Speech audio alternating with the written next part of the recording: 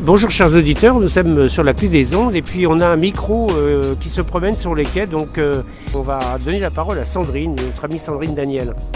Bonjour Jean-Pierre, bonjour chers auditeurs, je suis aujourd'hui avec Jean-Pierre et Mélissa, c'est un grand plaisir pour moi. Mélissa est une jeune femme handicapée de 21 ans qui a eu un parcours assez singulier et grâce au tableau militant que je fais, nous nous sommes croisés de la manière la plus hasardeuse, c'est-à-dire un jour où il faisait beau, je prenais l'air en manifestation avec ce fameux tableau qui n'avait rien à faire là puisqu'on parlait plutôt de culture, mais j'ai voulu quand même faire valoir les droits relatifs à la hache parce que ça me tient à cœur qu'il y ait là aussi un travail d'équité qui soit bien mené, c'est-à-dire un travail sur le fond plutôt que sur la forme, comme d'habitude. Et du coup, Mélissa m'a interpellée. Nous avons engagé la conversation parce qu'elle voulait une photo avec ce tableau qui lui plaît beaucoup. Et elle m'a dit, le 1er juillet, je suis à la rue.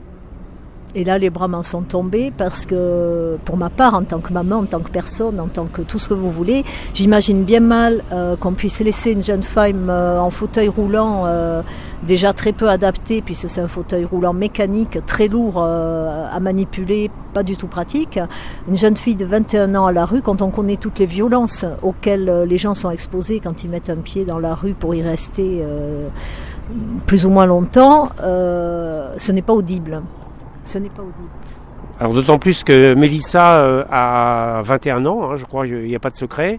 Et alors donc j'ai devant moi, elle tient le tableau de Sandrine Daniel. Elle pratique de l'art pauvre, elle nous expliquera tout à l'heure si on a le temps. C'est à dépendance financière, c'est entraîne violence, maltraitance, aucune issue sans autonomie est accomplie, ce n'est plus possible. Un handicap avec un pluriel, hein, c'est un être humain et c'est aussi des droits complets. Alors explique-nous un peu Mélissa. Oui, alors bonjour chers auditeurs, chères auditrices. Alors voilà, l'allocation adulte handicapé, autrement dite AAH, est une allocation dédiée aux personnes en situation de handicap et qui permet aux personnes handicapées de vivre dignement. Et cette allocation, malheureusement, a beaucoup de travers, car actuellement, le gouvernement veut effectivement... il y a une proposition qui a été faite pour la déconjugaliser, ce qui serait vraiment super, parce que les personnes handicapées pourraient toucher la AH, quel que soit le revenu de leur conjoint ou de leur conjointe. Et actuellement, la AH est conjugalisée, c'est-à-dire que quand le conjoint dépasse plus de 1 200 €, la personne handicapée ne touche plus du tout la AH. Et donc, actuellement, je milite et je fais tout ce qui est en ma faveur de possibilité de faire pour que les personnes en situation de handicap soient, et surtout celles qui sont en couple notamment, que la AH soit déconjugalisée et que cela permette du coup aux personnes handicapées du coup de pouvoir vivre dignement tout en se nom. Et dans leur autonomie. Et dans leur autonomie malgré leur handicap.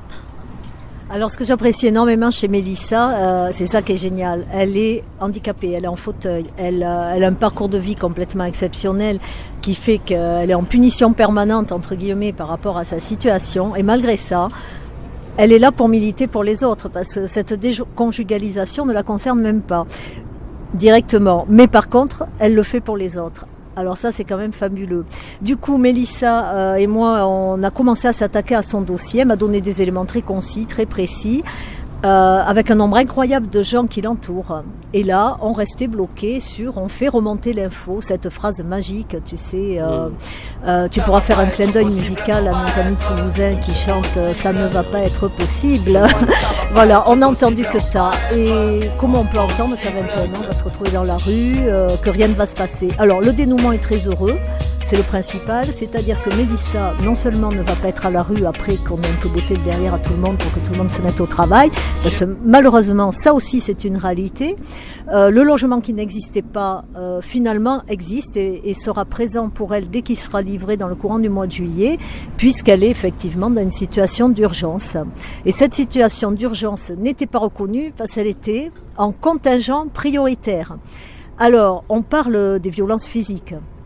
Je suis bien d'accord qu'il faut s'y opposer par tout moyen. Aujourd'hui, on peut parler des violences administratives telles qu'elles sont perçues par les bénéficiaires de tous bords. Ça va des petits papis-mamies qui savent pas remplir leur feuille d'impôt, qui se retrouvent avec des mails qu'on envoie alors qu'ils savent même pas ce que c'est. et qui sont traumatisés par ce très peu aux yeux des autres. Mais pour eux, c'est un traumatisme, c'est violent, c'est pas la vie qu'ils souhaitent. C'est insupportable de voir la souffrance qu'on inflige à tous ces gens qui n'ont rien demandé. Le handicap, je repasse la parole à Mélissa, elle en parlera mieux que moi. Oui, alors comme je disais précédemment, effectivement, le handicap c'est compliqué, surtout pour comme j'ai pu dire, les bénéficiaires de l'AAH, mais sous toutes ses formes. Le handicap est difficile, que ce soit administrativement, financièrement, que l'on soit en couple, que l'on soit célibataire, tout est compliqué.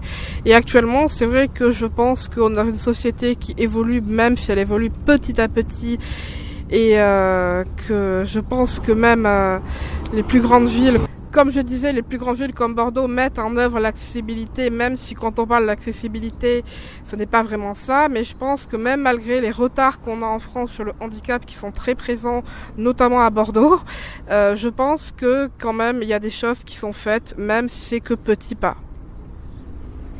Voilà, ça me fait plaisir d'entendre Mélissa mettre le point sur les choses qui sont faites. Et nous, ce qu'on demande vraiment du fond du cœur, et c'est d'ailleurs pour ça que je finis par montrer mon minois qu'on ne voyait pas, puisque je suis militante depuis longtemps et surtout active bénévolement depuis longtemps. Mais j'ai choisi de me montrer aujourd'hui pour pouvoir faire ce travail beaucoup mieux. Et je suis présente sur les départementales à Bordeaux, sur le canton de Bordeaux 4, de façon à faire un travail de fond, sur le fond, et non plus sur la forme. On est ravis de voir Info Intox, la MDPH existe, génial. La MDPH existe, mais le travail sur le fond doit être requalifié, tout doit être revu. Il y a énormément de travail sur la question de la qualité à faire sur le département, et c'est grâce à des usagers comme Mélissa, avec qui nous travaillons de manière intelligente et constructive, que nous pouvons le faire. Donc je conclurai sur notre mot d'ordre aux côtés de Mélissa Boulard, qui a eu l'initiative de fonder l'Union Alternative. Construisons une société de fond et laissons cette société de forme. Alors je laisse la parole à Mélissa en conclusion. Oui, donc voilà, comme dit Sandrine, effectivement, la MDPH et la Maison départementale des personnes handicapées, il y a plein de choses effectivement à revoir, notamment sur, comme je disais, l'accessibilité, etc. Et pour en conclure un dernier paragraphe, le handicap, c'est compliqué, mais ce n'est pas impossible. Et tu es là pour le montrer, c'est-à-dire que tu es certes dans ton fauteuil, tu as eu un petit retard d'une demi-heure pour bien expliquer que c'est très compliqué de se déplacer en ville, même s'il y a des accès handicapés. Enfin, tu n'as pas un fauteuil, disons, top, hein, c'est très lourd. Et donc, je te remercie beaucoup d'être venu à cet entretien, et j'espère qu'on en aura d'autres. Et pensez surtout aux autres. Alors, un dernier mot, le tableau que porte Mélissa sera mis en vente soit directement via des fondations, puisque je travaille aussi sur la création d'emplois et l'insertion, et pas que du handicap d'ailleurs, mais ça c'est un autre chapitre dont on parlera une autre fois. Et ce tableau donc que j'ai fait, c'est avec grand plaisir que je l'offre pour compléter le montant du fauteuil électrique dont Mélissa aura besoin. Juste pour dire, il y a ceux qui parlent et il y a ceux qui font.